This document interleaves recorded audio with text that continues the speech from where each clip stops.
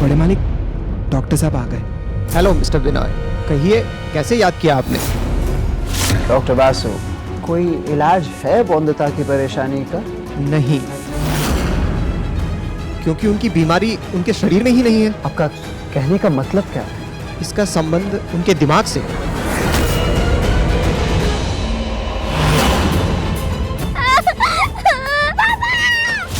कोई डर या बुरी घटना है जो छिपी है इनके दिमाग में, जिसके कारण शायद उन्हें रात को डर लगता हो।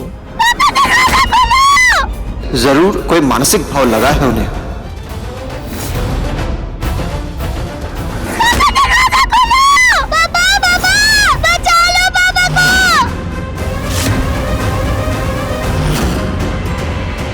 बटो, क्या हुआ? बौंदता को चिल्ला क्यों रही है? बौंदता!